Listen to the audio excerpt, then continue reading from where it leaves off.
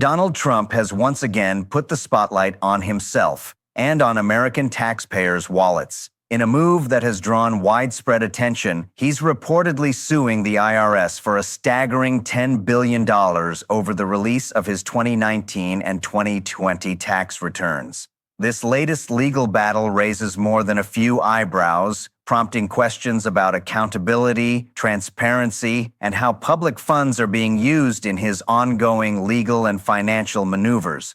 And as expected, people across the country are asking, what does this mean for the average taxpayer? Let's say for some reason he actually wins that lawsuit. Where would that $10 billion come from? It would come from... Process-wise. I'm not asking like your opinion whether it's right or wrong. It would come from Treasury. It comes from Treasury, which comes from the general fund? The Treasury general account. So taxpayers? Yes. Thank you. Part of the 440,000 taxpayers whose returns were leaked. The motivation? Pure vengeance.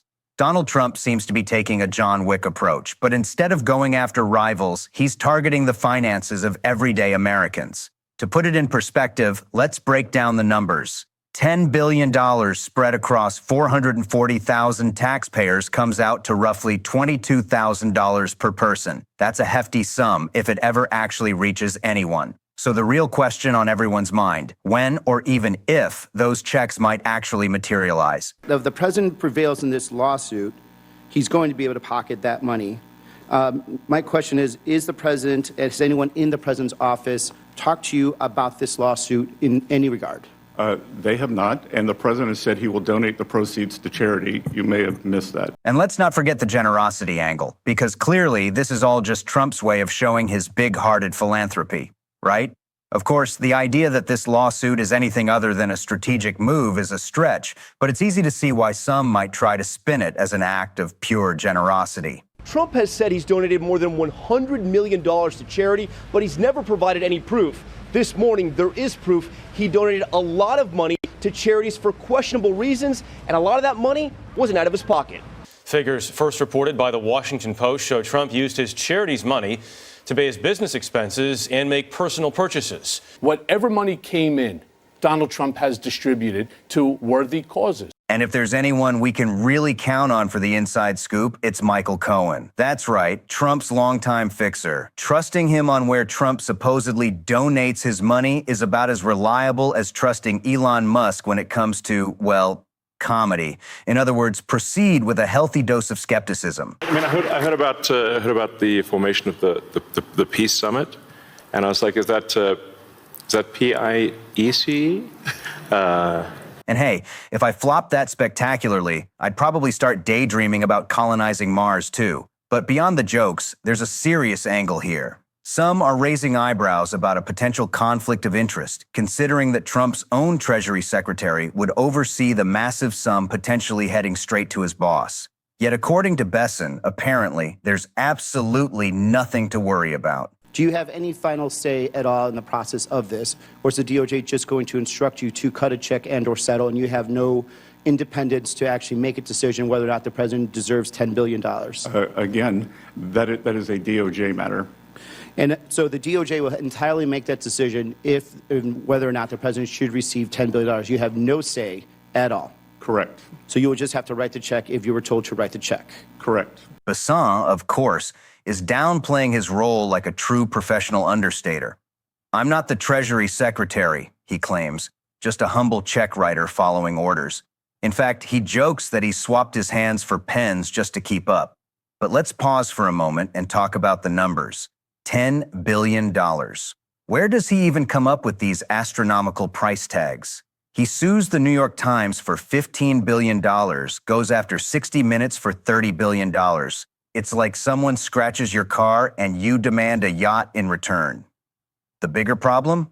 Trump is demanding this jaw-dropping sum from American taxpayers at a time when, thanks in part to his own policies, most Americans don't exactly have extra cash lying around. It's audacious, outrageous, and, let's be honest, hard to take seriously, but impossible to ignore. Breaking just moments ago, new data showing January was the worst month for job cuts since the 2009 Great Recession. CNN senior reporter Matt Egan is joining me now.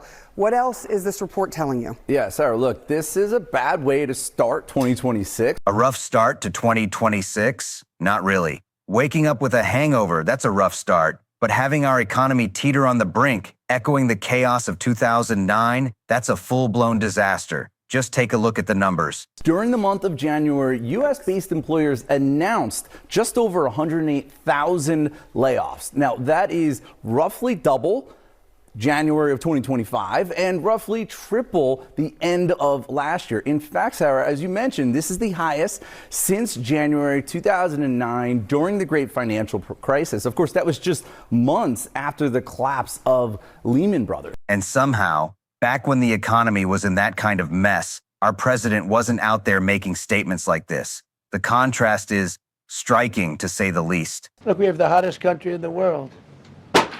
We're the hottest country in the world right now. We're doing what nobody thought was even possible, not even remotely possible.